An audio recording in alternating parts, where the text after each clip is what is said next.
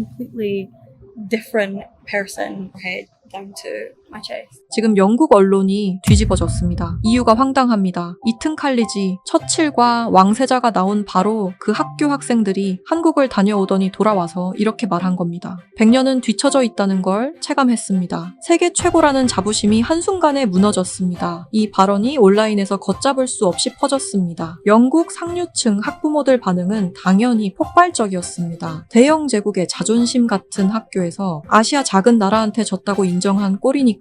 항의가 빗발쳤고 결국 BBC 본사에 취재 요청이 정식으로 접수됩니다. 그런데 이야기가 여기서 완전히 뒤집힙니다. 한국 현지를 직접 밟은 BBC 다큐멘터리 국장, 이 사람이 취재를 마치고 돌아와서 한마디 던집니다. 21년간 내가 믿어온 전제 자체가 잘못됐습니다. 학생들이 과장한 거라고 바로잡으러 간 사람이 오히려 더 큰 충격을 안고 돌아온 겁니다. 대체 한국 땅에서 뭘 본 걸까요? 인천공항에서 500명이 줄을 섰는데 통제 인력이 한 명도 보이지 않았습니다.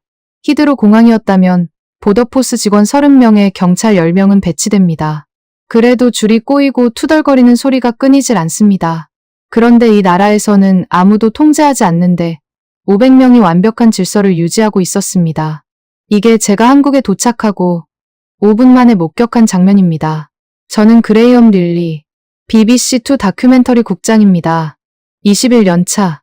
이튼과 옥스퍼드를 거쳤고 카불의 폭격 현장에서도 카메라를 들었고 브렉시트 국민투표 밤에도 생방송 앞에 섰습니다. 세계 어디를 가도 놀라지 않는 사람이었습니다. 그런 제가 한국에서 완전히 무너졌습니다. 솔직히 고백합니다. 저는 한국을 무시했습니다. 선진국이라면 영국, 프랑스, 독일이고 거기에 미국 정도. 한국은 삼성칩과 오징어 게임이 전부인 나라라고 생각했습니다. 영국이 의회민주주의를 발명하고 산업혁명을 시작한 나라인데 한국에서 배울 게 뭐가 있겠습니까? 그런데 그 오만이 일주일 만에 산산조각 났습니다. 하지만 그때 저는 몰랐습니다. 이 여정이 어디로 흘러갈지, 제가 얼마나 큰 착각 속에 있었는지를요. 이야기를 시작하겠습니다. 월요일 아침 편집 회의였습니다. 편집장 아서 뮤롤랜드가 느닷없이 저를 불러 세웠습니다. 그레이엄, 이튼스쿨에서 난리가 났어. 학부모회에서 BBC에 공식 취재 요청을 보내왔다. 한국 수학여행 건 자네가 가. 이튼 칼리지, 처칠, 보리스 존슨, 윌리엄 왕세자를 배출한 영국 교육의 정점입니다. 그 학교 식스스폼 학생 15명이 영국 교육부의 글로벌 교육 모델 비교 프로젝트로 한국 수학여행을 다녀왔는데 돌아온 뒤 학교 게시판에 올린 글이 소셜미디어까지 퍼져버린 겁니다. 영국은 한국보다 최소 30년은 뒤처져 있다. 이튼 학부모들이 격분했습니다. 이 학부모들이 누군지 아십니까? 공작, 백작 가문의 시티 오브 런던 금융가 대표들입니다. 영국에서 가장 힘 있는 사람들이에요. 편집장 아서가 말했습니다. K-팝 때문에 애들이 홀린 것 같은데 가볍게 정리해. 저도 그렇게 생각했습니다. 가볍게 다녀올 출장이라고요. 출장 전에 사전 취재를 했습니다. 영국 상류층 인사 몇 명을 만나서 한국에 대한 인식을 물어봤는데 대답은 하나같이 비슷했습니다. 시티 오브 런던의 헤지펀드 매니저는 아시아 국가들은 규율은 있을지 몰라도 자유가 없지. 진짜 선진국은 규율 없이도 자유롭게 돌아가는 거야 라고 했고 전직 주일 대사 출신 외교관은 감시와 처벌로 돌아가는 질서와 자발적 질서는 다르지. 영국이 후자의 원조야 라고 단언했습니다. 그중 가장 기억에 남는 건 런던 정치경제대학교 동아시아학과 헬레나 워싱턴 프라이스 교수의 말이었습니다.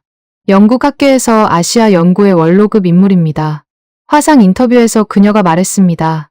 한국의 경제 성장은 인정하지만 시민사회는 유럽에 비하면 갈 길이 멀어요. 50년 전만 해도 군사독재 국가였잖아요. K-팝과 삼성 말고 뭐가 있습니까? 저는 그 말을 다큐 도입부에 쓰려고 별표까지 쳐뒀습니다. 완벽한 전문가 코멘트라고 생각했으니까요. 문제의 학생도 만났습니다. 에드먼드 캐번디시, 이튼 칼리지 식스스폼, 공작 가문 반계 16살 소년입니다. 매학기 스위스 알프스에서 스키를 타고 여름이면 프로방스 별장에서 지내는 집안이에요. 이 학생이 저를 보자마자 말했습니다. 릴리 씨, 저도 처음엔 한국을 무시했어요. 유럽이랑 미국만 바라보며 살았거든요. 아시아는 존재하지 않는 세계였어요. 그러더니 눈빛이 달라졌습니다. 그런데 인천공항에서 5분 만에 이 튼에서 배운 모든 것이 흔들렸어요. 저는 속으로 생각했습니다. 16살짜리가 여행 가서 들뜬 거지. 하지만 에드먼드의 다음 말이 좀 걸렸습니다. 아무도 통제하지 않는데 수백 명이 완벽하게 질서를 지키고 있었어요. 히드로에서는 시스템이 돌아가도 혼란스러운데 여기는 감시도 통제도 없이 질서가 돌아가고 있었어요. 그 순간 깨달았습니다. 우리가 자랑하던 시스템이라는 게 사실은 사람을 못 믿어서 만든 거였구나. 사람을 못 믿어서 만든 시스템이라고요. 16살짜리 입에서 나온 말치고는 날카로웠습니다. 하지만 저는 반만 믿기로 했습니다. 직접 보면 별거 아닐 거라고 확신했으니까요. 12시간 비행 동안 노트북으로 다큐 구성안을 썼습니다. 제목은 이미 정해뒀습니다. K-팝 세대의 환상. 이튼 학생들은 한국에서 무엇을 보았나? 결론도 정해뒀습니다. 아시아 문화에 매혹된 Z세대의 과잉 반응을 냉정하게 분석하는 다큐로요. 그런데 인천공항에 내리는 순간 저는 그 구성안을 영영 쓸 수 없게 됐습니다. 비행기에서 내려 입국장으로 향하는 통로를 걸었습니다. 긴 비행에 지쳐서 빨리 호텔에 가고 싶다는 생각뿐이었습니다. 그런데 입국 심사장 앞에 도착하는 순간 발걸음이 멈췄습니다. 500명은 좋게 넘어 보이는 사람들이 줄을 서 있었습니다. 중국인, 일본인, 미국인, 유럽인까지 전 세계에서 온 사람들이었습니다. 저는 본능적으로 주변을 둘러봤습니다. 통제 인력을 찾으려고요. 히드로 터미널 5라면 이 정도 인원이면 보더포스 직원 최소 30명에 경찰 10명은 배치됩니다. 그래도 말도 안 돼라고 외치는 사람이 꼭 있고 줄이 꼬이고 투덜거리는 소리가 끊이지 않습니다. 그런데 여기는 눈에 띄는 통제 인력이 보이지 않았습니다. 멀리 구석에 공항 직원 2명이 서 있을 뿐이었습니다. 그런데 그 많은 사람들이 완벽하게 질서를 지키고 있었습니다. 두 줄로 나뉜 대기선을 따라 사람들이 가지런히 서 있었습니다. 앞사람과의 간격도 일정했습니다. 누구 하나 큰 소리로 떠들지 않았습니다. 아이를 데리고 온 부모들도 조용히 아이를 달래며 차례를 기다렸습니다. 저는 눈을 비볐습니다. 에드먼드가 과장한 게 아니었습니다. 줄이 조금씩 앞으로 움직이기 시작했습니다. 그때 앞에서 중년 남자가 실수로 캐리어를 옆 사람 발등 위로 굴렸습니다. 저는 순간 긴장했습니다. 히드로에서였다면 세상에가 터져 나오고 매니저를 부르는 소동이 벌어졌을 겁니다. 그런데 여기서는 발을 밟힌 여성이 괜찮다며 손을 저었고 실수한 남자는 깊이 고개를 숙여 사과했습니다. 그걸로 끝이었습니다. 아무 소란도 없었습니다. 제 차례가 됐습니다. 입국 심사관은 젊은 여성이었는데 무표정하지만 정중한 태도로 여권을 확인했습니다. 방문 목적을 묻고 체류 기간을 확인한 뒤 도장을 찍어줬습니다. 전체 과정이 1분도 안 걸렸습니다. 빠르지만 기계적이지 않았고 차갑지만 무례하지 않았습니다. 수화물을 찾는 곳으로 향했습니다. 컨베이어 벨트 주변에 이미 수십 명이 모여 있었는데 여기서도 사람들은 질서정연했습니다. 자기 짐이 나올 때까지 조용히 기다렸다가 짐이 나오면 재빨리 집어들고 다른 사람에게 방해되지 않도록 빠르게 비켜갔습니다. 한 노인이 무거운 짐을 들어올리려 애쓰자 옆에 있던 젊은이가 자연스럽게 도와줬습니다. 아무도 시키지 않았는데요. 저는 21년간 BBC 다큐를 만들면서 전 세계 공항을 다녀봤습니다. 뉴욕 JFK, 런던 히드로, 파리 샤를 드골, 소위 선진국 공항들도 이 정도 질서는 아니었습니다. 그런데 이 나라에서는 감시도 통제도 없이 질서가 돌아가고 있었습니다. 에드먼드가 말했던 것이 떠올랐습니다. 우리가 자랑하던 시스템이 사실은 사람을 못 믿어서 만든 거라는 말. 16살짜리의 감상이라고 무시했는데 직접 보니까 부정할 수가 없었습니다. 영국은 세계에서 CCTV가 가장 많은 나라 중 하나입니다. 런던에만 수십만 대가 넘습니다. 우리는 감시로 질서를 만드는 나라입니다. 규칙을 세우고 벌금을 매기고 카메라를 달아서 사람들을 통제합니다. 그런데 이 나라는 그런 것 없이도 돌아가고 있었습니다. 저는 노트를 꺼내 이렇게 적었습니다. 첫 번째 충격, 감시 없는 질서, 그리고 그 밑에 하나를 더 적었습니다. 질문, 이 사람들은 대체 어떻게 이렇게 된 걸까? 저는 그 질문 하나를 들고 서울 시내로 들어갔습니다. 다음 날 아침, 지하철을 타는 순간 그 질문은 더 깊어졌고 저는 런던 언더그라운드가 수치스러워지기 시작했습니다. 다음 날 아침 서울 시내 취재를 위해 지하철을 타기로 했습니다. 호텔 직원이 가장 가까운 역까지 걸어서 10분 거리라고 알려줬습니다.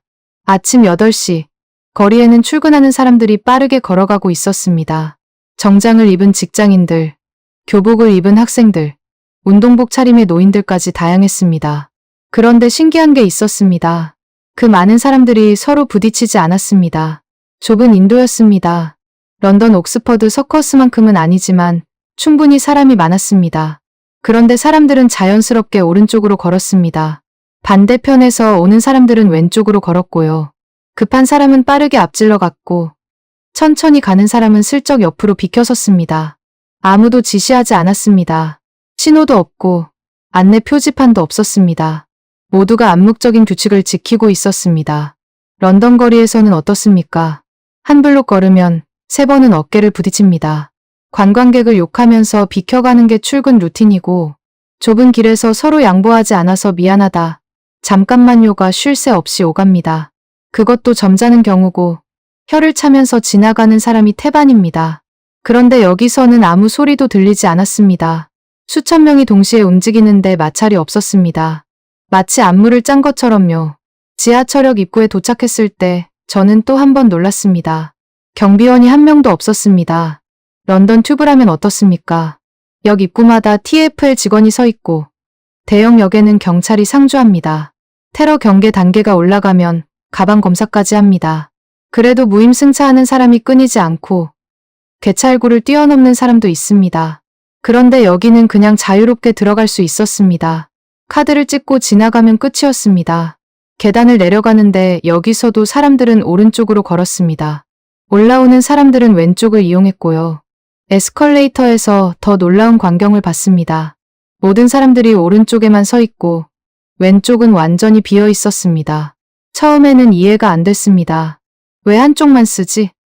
그런데 곧 이유를 알았습니다. 급한 사람들이 왼쪽으로 빠르게 걸어 올라가고 있었습니다. 잠깐, 이건 런던에도 있는 규칙입니다. 오른쪽에 서라. 런던 튜브의 에스컬레이터에도 같은 규칙이 있습니다. 그런데 결정적인 차이가 있었습니다. 런던에서는 그 규칙을 안 지키는 사람 때문에 매일 실랑이가 벌어집니다. 관광객이 왼쪽에 서 있으면 뒤에서 잠깐만요가 점점 거칠어지고 혀를 차고 때로는 어깨를 밀치며 지나갑니다. 규칙이 있어도 지키지 않는 사람 때문에 규칙이 갈등의 원인이 되는 겁니다. 여기서는 달랐습니다. 외국인까지 포함해서 모든 사람이 자연스럽게 오른쪽에 섰습니다. 누구도 왼쪽에 서지 않았습니다. 갈등이 없었습니다. 규칙이 갈등 없이 작동하고 있었습니다. 저는 멍하니 서서 그 모습을 지켜봤습니다. 승강장으로 내려갔습니다. 바닥에 노란 선이 그어져 있었고 사람들은 그 선 앞에 두 줄로 서 있었습니다. 그 선이 정확히 지하철 문이 열리는 위치였습니다. 지하철이 들어왔습니다. 문이 열리자 안에서 내리는 사람들이 나왔습니다. 밖에서 기다리던 사람들은 양옆으로 비켜서서 길을 만들어줬습니다. 마지막 사람이 내릴 때까지 아무도 타지 않고 기다렸습니다. 그리고 나서야 차례대로 탑승했습니다. 런던 센트럴 라인 출퇴근 시간에는 어떻습니까? 문이 열리면 전쟁입니다. 내리는 사람과 타는 사람이 동시에 움직이며 서로 밀치고 가방이 끼고 발 조심하세요라는 안내 방송은 배경음악일 뿐입니다. 역무원이 내리는 분 먼저 내려주세요를 반복해도 소용없습니다. 그런데 여기서는 안내 방송조차 필요 없었습니다. 사람들이 알아서 했습니다. 차 안에 들어갔습니다. 조용했습니다. 거의 모든 사람이 이어폰을 끼고 있거나 전화기 화면을 보고 있었는데 전화 통화를 하는 사람이 한 명도 없었습니다. 런던 튜브에서 들리는 소음의 절반은 통화하는 사람들이 만듭니다. 여기서는 그 소음 자체가 존재하지 않았습니다. 저는 지하철 안에서 창밖을 바라보며 생각했습니다. 영국은 시스템으로 질서를 만드는 나라입니다. 법을 세우고 규칙을 만들고 CCTV를 달고 벌금을 매깁니다. 그래도 사람들은 규칙을 어기고 시스템은 끊임없이 사람을 감시해야 합니다. 우리의 질서는 감시 위에 세워진 질서입니다. 그런데 이 나라의 질서는 달랐습니다. 감시도 없고 벌금도 없고 경비원도 없는데 사람들이 스스로 질서를 만들어내고 있었습니다. 이건 시스템의 문제가 아닙니다. 사람의 문제입니다. 우리가 800년간 자랑해온 매그나카르타 이후의 시스템, 의회민주주의, 법치주의, 그 모든 것은 결국 사람을 못 믿기 때문에 만든 장치가 아니었습니까? 규칙이 없으면 사람은 혼란에 빠진다는 전제 위에 세운 것 아닙니까? 그런데 이 나라 사람들은 최소한의 안내만으로도 질서를 만들고 있었습니다. 감시가 아니라 내면에서 우러나오는 질서였습니다. 그렇다면 대체 뭐가 이 사람들을 이렇게 만든 겁니까? 저는 노트에 적었습니다. 두 번째 충격. 규칙이 아니라 내면의 질서. 그런데 이 나라의 도시 인프라를 직접 목격한 셋째 날. 저는 크로스레일에 쏟아부은 200억 파운드와 20년이 부끄러워졌습니다. 셋째 날 저는 인천 송도를 방문했습니다. 가이드가 세계에서 가장 앞서 있는 스마트 시티 중 하나라고 설명했습니다. 솔직히 기대하지 않았습니다. 스마트 시티라는 말은 런던에서도 귀에 못이 박히게 들었습니다. 크로스레일, 공식 명칭 엘리자베스 라인.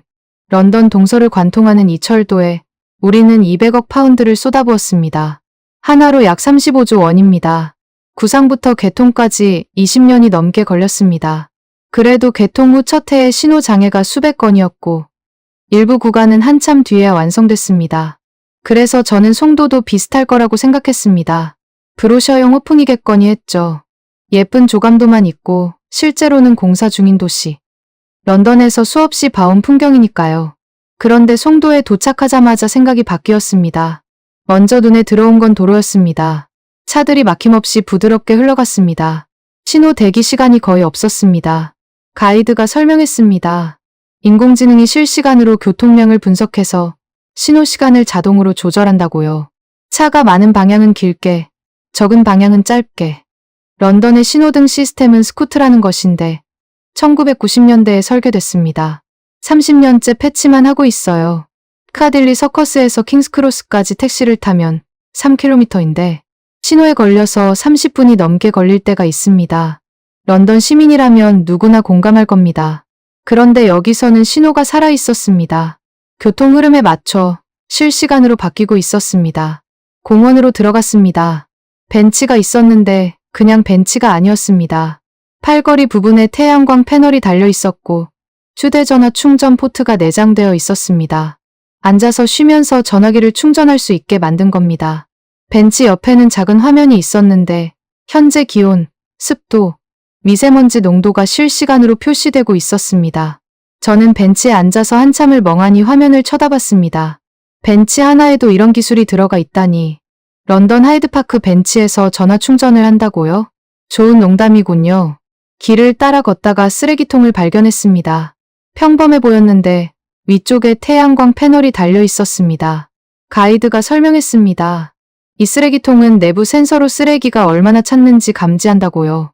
80% 정도 차면 자동으로 청소 담당 부서에 신호를 보내서 수거해 간다는 겁니다.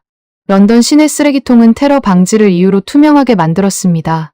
아니 보이게요. 보안상의 이유는 이해하지만 그래도 넘쳐나는 건 마찬가지입니다. 금요일 밤 소호 거리를 걸어보면 쓰레기통이 터질 듯이 차 있고 그 주변으로 봉투와 컵이 널브러져 있습니다. 누가 치우기 전까지 그 상태로 방치됩니다.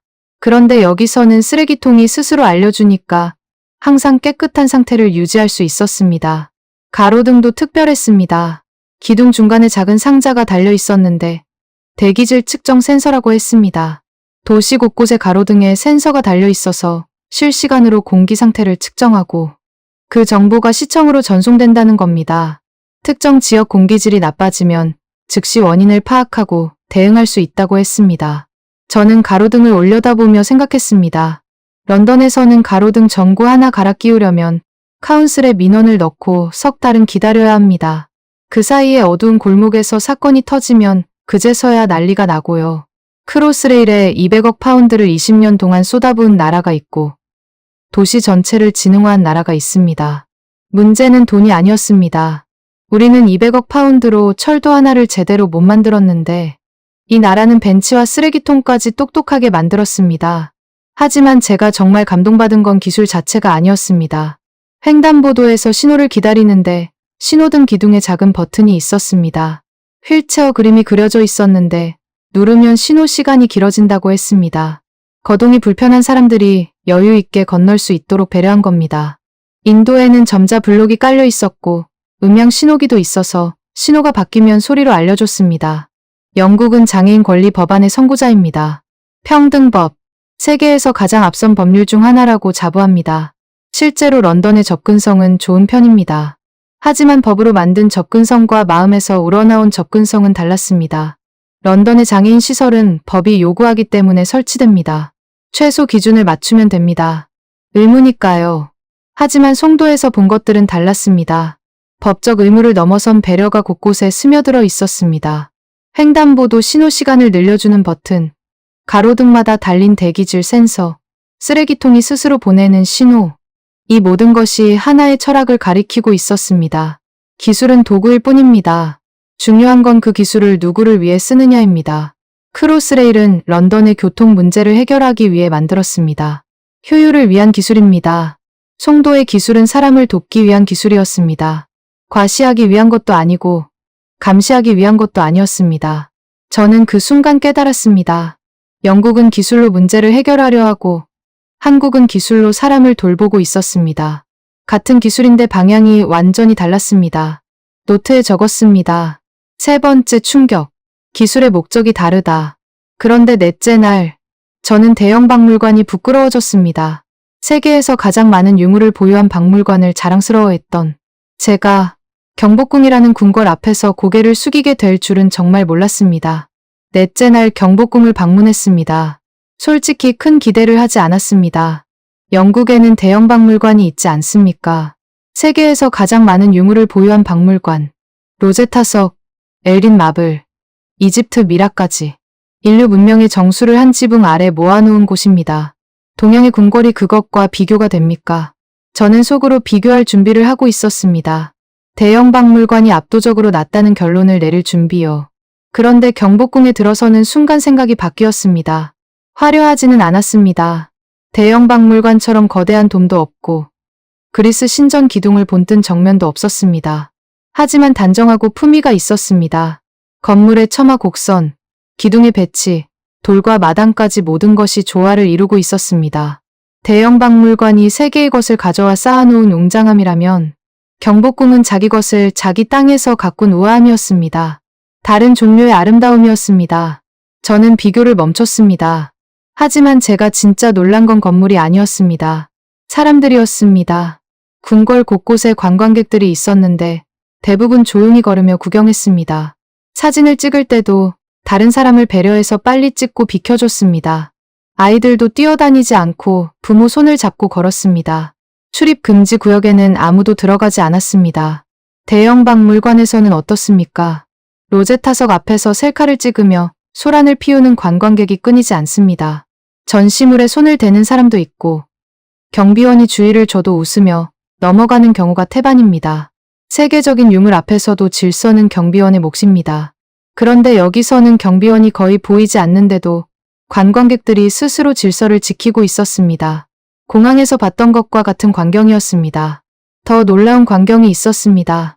한복이라는 전통 의상을 입은 사람들이 궁궐을 거닐고 있었습니다. 분홍색, 하늘색, 노란색, 초록색까지 화려한 색상들이었는데 촌스럽지 않고 우아했습니다. 그런데 한복을 입은 사람들 중에 한국인보다 외국인이 더 많아 보였습니다. 영국인, 프랑스인, 중동인, 아프리카인, 동남아시아인까지 정말 다양한 나라. 사람들이 한복을 입고 사진을 찍으며 행복해하고 있었습니다. 저는 그 모습을 한참 동안 바라봤습니다. 그리고 갑자기 대형 박물관이 떠올랐습니다. 대형 박물관에는 이집트의 로제타석이 있습니다. 그리스의 엘긴 마블이 있습니다. 아프리카의 베닌 브론즈가 있습니다. 전부 다른 나라 문화를 가져온 겁니다. 대영 제국 시절에 약탈했거나 좋게 말하면 수집한 것들이죠. 그리고 지금 세계는 돌려달라고 요구하고 있습니다. 그리스는 엘긴 마블 반환을 수십 년째 주장하고 있고 나이지리아는 베닌 브론즈를 돌려받기 시작했습니다. 한국은 정반대였습니다. 다른 나라 문화를 가져오는 게 아니라 자기 문화를 세계에 나눠주고 있었습니다. 외국인에게 한복을 입혀주고 함께 사진을 찍고 함께 기뻐하고 있었습니다. 빼앗는 문화와 나누는 문화. 저는 그 순간 뒤통수를 맞은 것 같았습니다. 영국은 세계의 문화를 소유하려 했습니다. 배에 실어 런던으로 가져와 유리관 안에 넣었습니다. 그것을 문화 강국이라고 자부했습니다. 한국은 자기 문화를 공유하고 있었습니다. 가져가라고 내어주고 입어보라고 건네주고 함께 즐기자고 손을 내밀고 있었습니다. 그리고 그 앞에서 세계인들이 행복해하고 있었습니다. 어느 쪽이 진짜 문화 강국입니까? 궁궐을 나오면서 저는 스스로에게 물었습니다. 나는 영국 문화를 진정으로 자랑스러워한 적이 있는가? 대형 박물관을 자랑하면서 정작 그 유물들의 원래 주인은 무시하지 않았는가? 셰익스피어와 비틀즈를 내세우면서 정작 영국 거리의 무질서는 외면하지 않았는가? 한국 사람들은 자기 문화를 사랑하면서도 다른 문화를 존중했습니다. 빼앗지 않고 나누었습니다. 닫지 않고 열었습니다. 그게 진짜 문화 강국의 모습이라는 걸 저는 경복궁에서 배웠습니다. 하지만 경복궁에서 받은 감동은 서국에 불과했습니다. 5째 날 한국의 한 고등학교를 방문한 순간 저는 이튼 칼리지가 왜 세계 최고가 아닌지를 깨달았습니다. 5째 날 저는 서울의 한 고등학교를 방문했습니다. 에드먼드가 수학여행 때 다녀왔다는 그 학교였습니다. 교장 선생님이 직접 안내를 해주셨습니다. 저는 기자로서 객관적으로 취재하려고 했지만 솔직히 속으로는 의심하고 있었습니다. 이튼 칼리지를 거친 사람으로서 세계 최고의 교육을 받았다는 자부심이 있었습니다. 연간 학비 5만 파운드, 하나로 약 8천만 원입니다. 그 학비에 걸맞은 교육을 받았다고 믿었습니다. 한국 공립학교가 이튼에 비할 바가 있겠습니까? 교실에 들어갔을 때 첫 번째로 눈에 띈 건 책상 배치였습니다. 책상이 일렬로 늘어선 게 아니라 4개씩 모여 있었습니다. 4명이 마주보고 앉을 수 있는 구조였습니다. 이튼도 토론식 수업을 합니다. 튜터가 이끄는 소규모 세미나 형식이죠. 영국 교육의 자랑입니다. 그런데 이튼의 토론과 여기의 토론은 근본적으로 달랐습니다. 수업이 시작됐습니다. 수학 시간이었는데 선생님이 문제를 칠판에 적고 학생들에게 물었습니다. 어떻게 풀면 될까요? 여러 학생들이 손을 들었고 선생님이 한 학생을 지목했습니다. 그 학생은 자신 있게 일어나서 자기 생각을 설명했습니다. 그런데 답이 틀렸습니다. 저는 긴장했습니다. 이튼에서라면 어떻게 됩니까? 튜터가 즉시 오류를 지적합니다. 논리적으로 어디가 잘못됐는지 분석하고 더 나은 답을 제시할 다른 학생을 지목합니다. 틀린 학생은 다음부터 더 완벽하게 준비해야 한다는 압박을 받습니다. 실수는 곧 약점이고 약점을 보이면 경쟁에서 밀립니다. 하지만 여기서는 달랐습니다. 선생님은 미소를 지으며 말했습니다. 좋은 시도였어요. 여기까지는 맞았는데 이 부분에서 다르게 생각해 볼 수 있을까요? 다른 학생들도 그 학생을 비웃지 않았습니다. 오히려 같이 고민하는 표정이었습니다. 또 다른 학생이 손을 들어 다른 방법을 제시했습니다. 선생님은 그것도 훌륭하다며 칠판에 적었습니다. 한 문제를 푸는데 여러 가지 방법이 있다는 걸 인정하는 수업이었습니다. 이튼의 토론은 누가 더 논리적으로 상대를 이기느냐의 경쟁입니다. 디베이트 소사이어티가 학교의 자랑이에요. 상대방의 논리를 부수고 자기 주장을 관철시키는 능력. 그것이 이튼이 가르치는 리더십입니다. 한국의 이 교실에서 벌어지고 있는 건 경쟁이 아니었습니다. 어떻게 함께 답을 찾느냐의 협력이었습니다. 더 놀라운 건 그 다음이었습니다. 선생님이 어려운 문제를 내고 조별로 풀어보라고 했습니다. 학생들은 자연스럽게 모여 앉아 토론하기 시작했습니다. 한 조를 유심히 지켜봤습니다. 4명 중 1명은 수학을 잘하는 것 같았고 1명은 어려워하는 것 같았습니다. 그런데 잘하는 학생이 못하는 학생을 무시하지 않았습니다. 천천히 설명해주며 이해할 때까지 기다려줬습니다. 이튼에서라면 어떻습니까? 잘하는 학생이 혼자 풀어서 조의 점수를 올립니다. 못하는 학생은 기여할 게 없으니 구경합니다. 그게 효율적이라고 배웠습니다. 결국 그 조는 4명이 함께 답을 찾았고 모두가 기뻐하며 손을 쳤습니다. 못하던 학생이 가장 크게 웃었습니다. 자기도 이해했다는 게 기뻤던 거겠죠. 쉬는 시간에 영어를 잘하는 한 학생과 이야기를 나눴습니다. 저는 물었습니다. 너희 반 목표가 뭐냐? 그 학생은 웃으며 대답했습니다. 전원 합격이요. 모두가 원하는 대학에 가는 게 목표예요. 저는 이해가 안 됐습니다. 대학 정원은 정해져 있는데 어떻게 전원이 합격하나? 경쟁에서 이겨야 하는 거 아닌가? 그 학생은 고개를 저었습니다. 물론 같은 대학에 다 가는 건 아니에요. 하지만 각자 원하는 곳에 갈 수 있도록 서로 돕는 거예요. 공부 잘하는 친구는 못하는 친구를 가르쳐주고 특정 과목 잘하는 친구는 노트를 공유해요. 그러면 혼자 잘할 수 있는 기회를 놓치는 거 아니냐? 오히려 가르쳐주면서 더 확실하게 이해하게 돼요. 혼자 공부할 때보다 함께 할 때 더 많이 배워요. 저는 할 말을 잃었습니다. 이튼의 목표는 옥스브리지 합격률입니다. 졸업생의 3분의 1이 옥스퍼드나 캠브리지에 갑니다. 그것이 이튼의 자랑입니다. 하지만 그건 경쟁의 결과이지 협력의 결과가 아닙니다. 이튼에서 친구의 노트를 공유한다고요? 상상도 할 수 없습니다. 그건 경쟁 우위를 스스로 포기하는 행위니까요. 그런데 이 나라 학생들은 경쟁 우위를 나눠주고 있었습니다. 그리고 그렇게 하는 게 오히려 모두에게 이롭다고 말하고 있었습니다. 수업 참관이 끝나고 학교를 나오면서 저는 에드먼드에게 연락을 했습니다. 마침 에드먼드는 방학을 이용해 한국을 다시 찾아와 있었습니다. 수학여행 이후 한국이 너무 궁금해서 혼자 다시 왔다는 겁니다. 6째 날 저녁, 저는 에드먼드를 서울 시내 한 카페에서 만났습니다. 에드먼드는 제가 며칠간 한국을 둘러봤다는 걸 알고 있었습니다. 그는 묻지 않아도 알겠다는 표정이었습니다. 저는 솔직하게 말했습니다. 네가 왜 그런 글을 썼는지 이제 이해한다고. 에드먼드는 웃으며 고개를 끄덕였습니다. 그리고 말했습니다. 릴리 씨, 저는 이튼에서 노블레스 오블리주를 배웠어요. 귀족의 의무, 높은 자리에 있는 사람이 베푸는 거죠. 그게 영국식 리더십이라고 배웠어요. 저는 고개를 끄덕였습니다.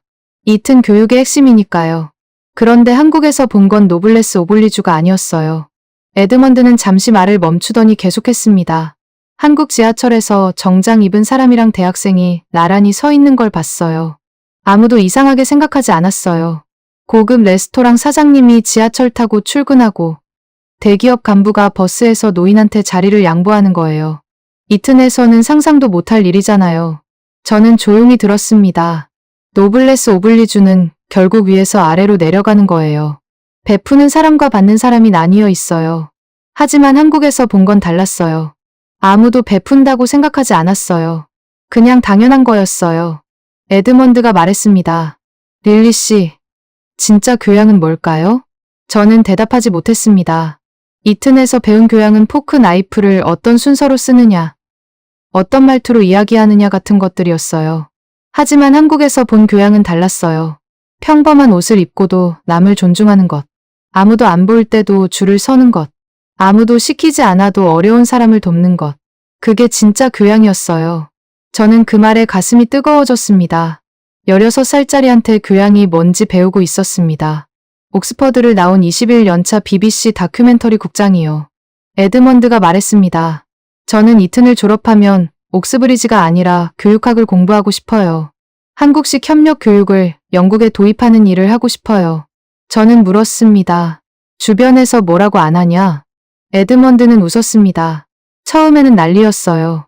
하우스메이트들한테 따돌림 당하고 부모님한테 실망한다는 소리 들었어요. 공작 가문의 아들이 교육학이라고요? 한국에 홀렸다고 배신자라고 욕먹었어요. 하지만 포기 안 했어요. 혼자서 수업 시간에 친구들 도와주기 시작하고 하우스에서 스터디 그룹을 만들었어요. 3달 지나니까 1명, 2명 따라하기 시작하더라고요. 지금은 10명 넘게 같이 해요. 저는 그 순간 깨달았습니다. 변화는 위에서 명령으로 오는 게 아닙니다.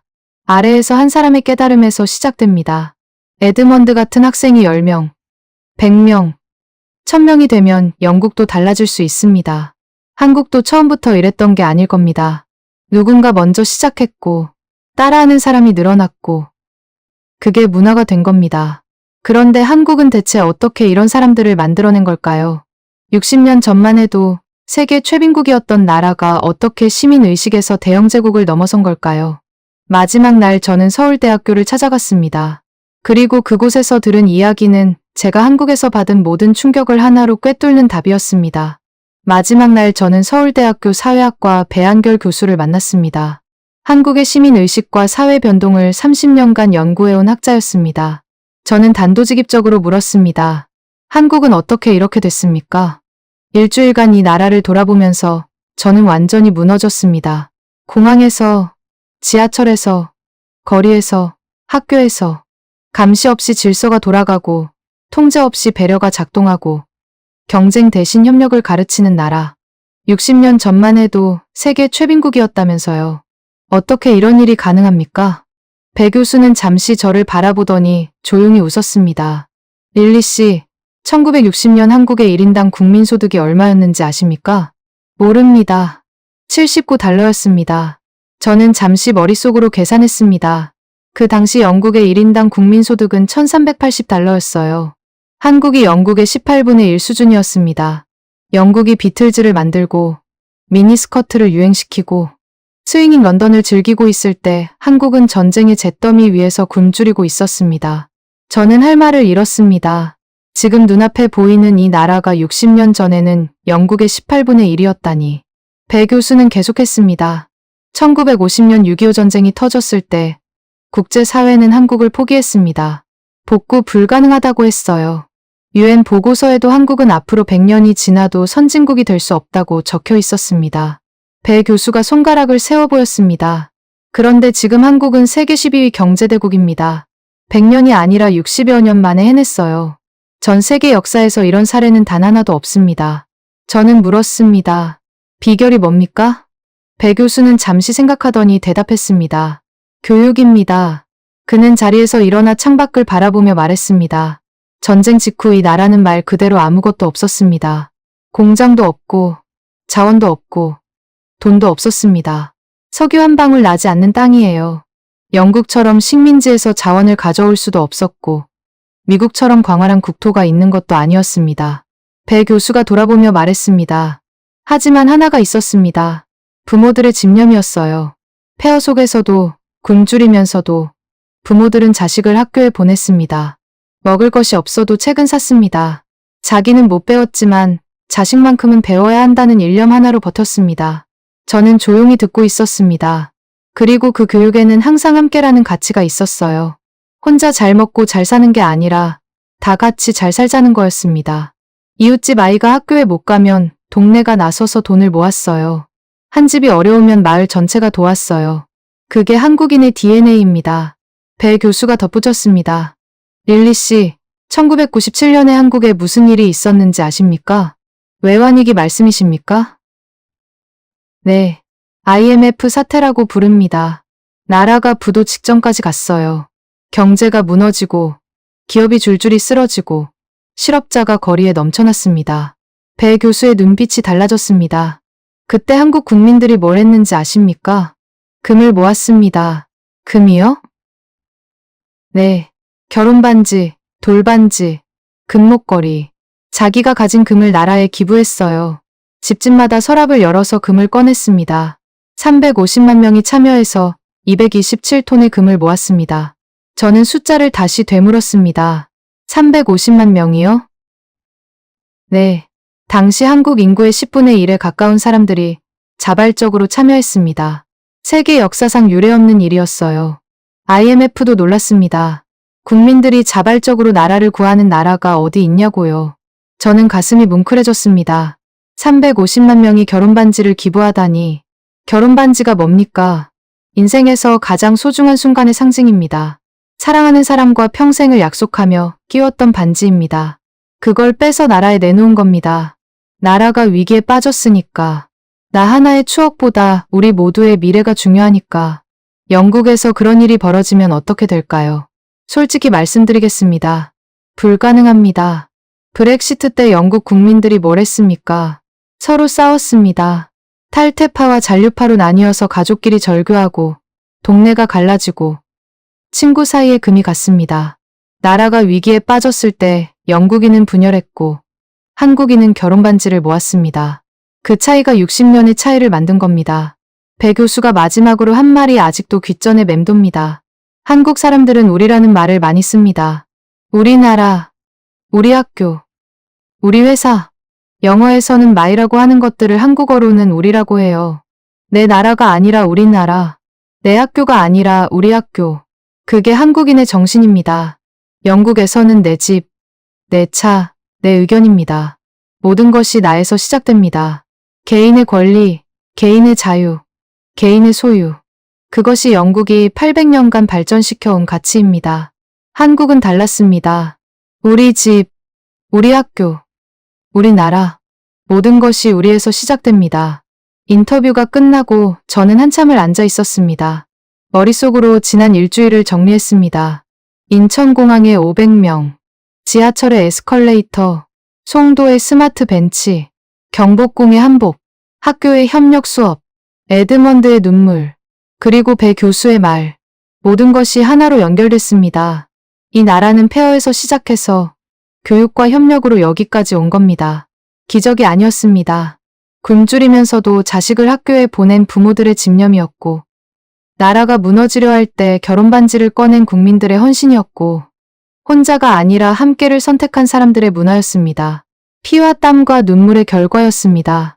저는 런던으로 돌아가는 비행기에서 12시간 내내 글을 썼습니다. 그리고 BBC에서도 손꼽힐 만큼 논쟁적인 다큐멘터리가 탄생했습니다. 히드로 공항에 내리자마자 가장 먼저 한 일은 출장 전에 써뒀던 다큐 구성안을 삭제하는 것이었습니다. K-팝 세대의 환상. 이튼 학생들은 한국에서 무엇을 보았나? 그 파일을 휴지통에 버렸습니다. 12시간 비행 동안 쓴 새 구성안을 열었습니다. 제목은 완전히 바뀌어 있었습니다. 한국에서 배운다. 영국이 잃어버린 것.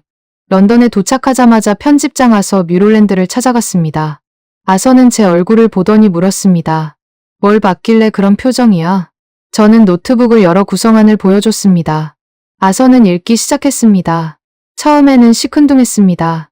또 K-팝 이야기겠거니 하는 표정이었습니다. 그런데 읽어가면서 표정이 바뀌었습니다. 공항 이야기에서 눈썹이 올라갔고, 지하철 이야기에서 고개를 갸웃했고, 학교 이야기에서 읽는 속도가 느려졌고, 금 모으기 이야기에서 손이 멈췄습니다. 다 읽고 나서 한참을 침묵했습니다. 그리고 말했습니다. 이거 3부작으로 만들자. BBC2 프라임타임 편성이다. BBC2 프라임타임. 저녁 9시 황금 시간대입니다. BBC에서 가장 영향력 있는 슬롯이에요. 아서가 그 시간을 내줬다는 건 이 다큐가 영국 사회에 파장을 일으킬 거라고 판단했다는 뜻입니다. 3주간 밤을 새워 편집했습니다. 인천공항 영상, 서울 지하철 영상, 송도 스마트시티 영상, 경복궁 영상, 학교 수업 영상, 한국에서 찍어온 모든 영상을 담았습니다. 내레이션은 제가 직접 했습니다. 첫 회가 방영된 날 밤, 저는 편집실에서 실시간 시청률을 지켜봤습니다. 방영 시작 10분 만에 소셜미디어가 폭발했습니다. 첫 회 시청률이 BBC2 연간 최고를 기록했습니다. 온라인 스트리밍은 일주일 만에 1200만 뷰를 돌파했습니다. BBC2 다큐멘터리 역대 최다 기록이었습니다. 댓글이 쏟아졌습니다. 찬반이 격렬했습니다. 가디언지가 리뷰를 실었습니다. 영국의 자존심에 메스를 들이댄 다큐멘터리. 불편하지만 직시해야 할 현실. 데일리 메일은 정반대였습니다. BBC가 영국을 모욕하고 있다. 수신료를 내고 자국 비하 프로그램을 봐야 하나? 텔레그래프는 논쟁적이지만 부정할 수 없는 사실들을 담고 있다고 평가했습니다. 영국 전체가 둘로 나뉘었습니다. 펍에서, 사무실에서, 가정집 거실에서 한국 이야기가 화제였습니다. 택시 기사가 저를 알아보고 말했습니다. 당신이 그 한국 다큐 만든 사람이지? 우리 와이프가 보고 울었어. CNN 인터내셔널에서 연락이 왔습니다. 인터뷰 요청이었습니다. 저는 카메라 앞에 앉아서 한국에서 본 것들을 설명했습니다. 앵커가 물었습니다. 정말 통제 인력 없이 500명이 줄을 섰습니까? 저는 대답했습니다.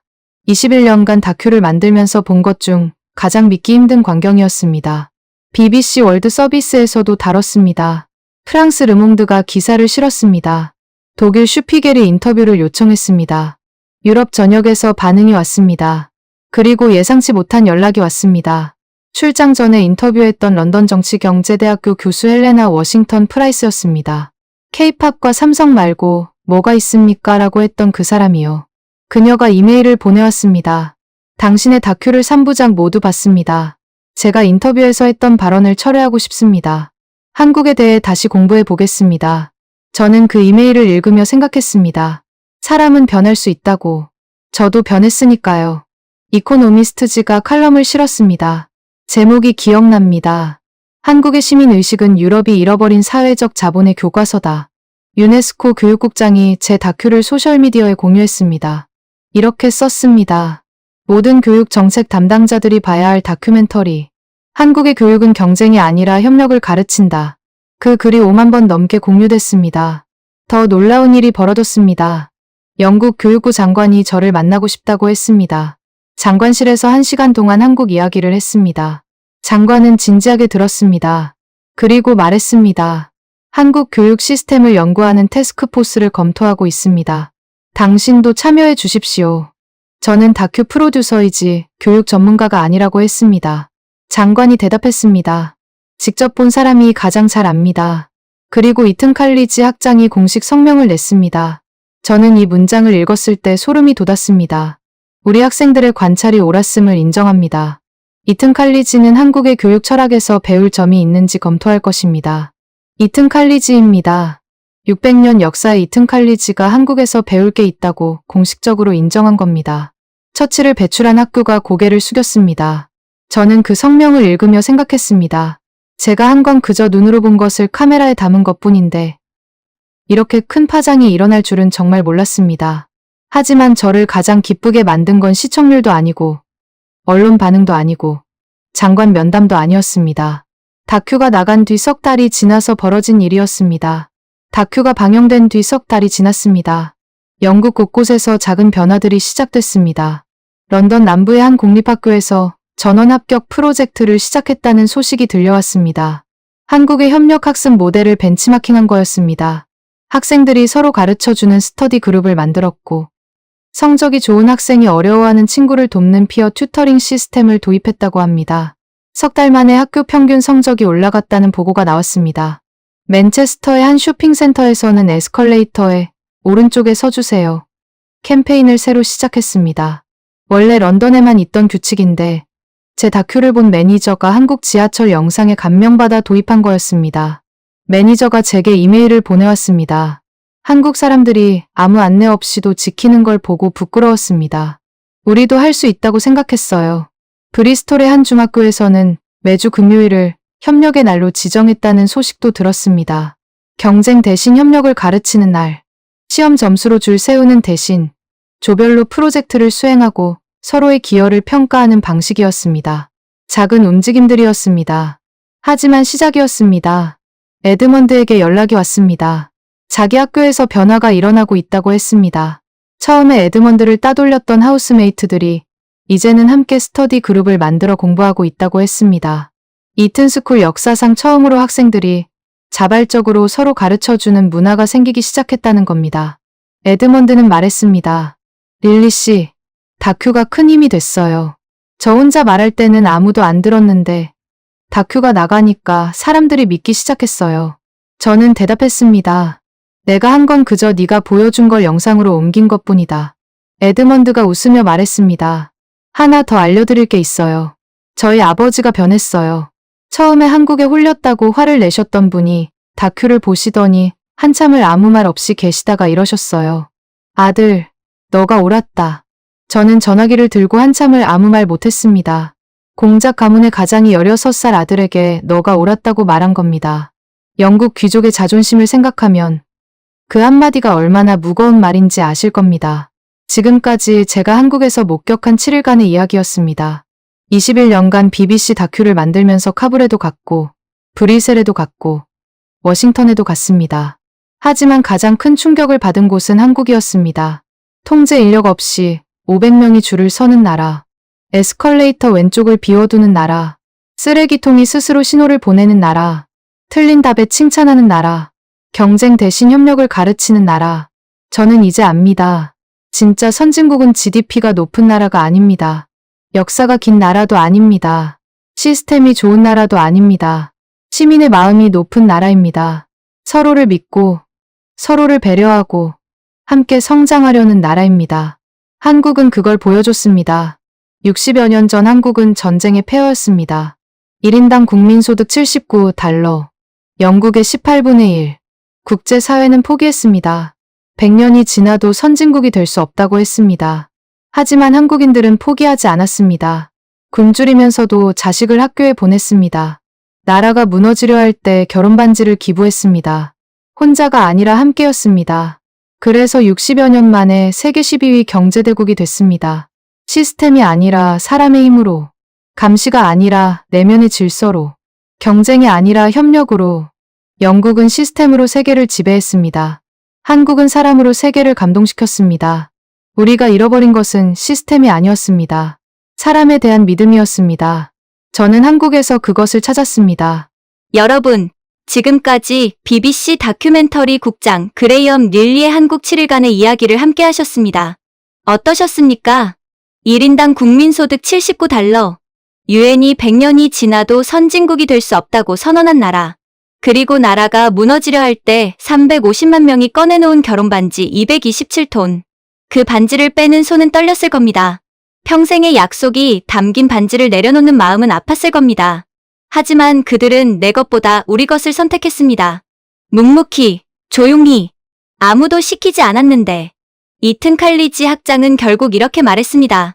우리 학생들의 관찰이 옳았음을 인정합니다. 600년 역사의 이튼이 고개를 숙였습니다. 대영 제국의 후예들이 인정한 겁니다. 시스템보다 강한 것이 있다는 걸, 감시보다 깊은 것이 있다는 걸. 그것은 사람이었습니다.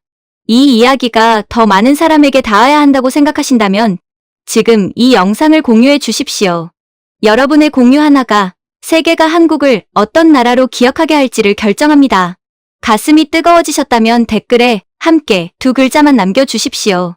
굶주리면서도 학교를 세운 나라, 결혼반지를 모아 나라를 구한 나라, 그리고 감시 없이도 질서를 만들어낸 나라, 대한민국이었습니다.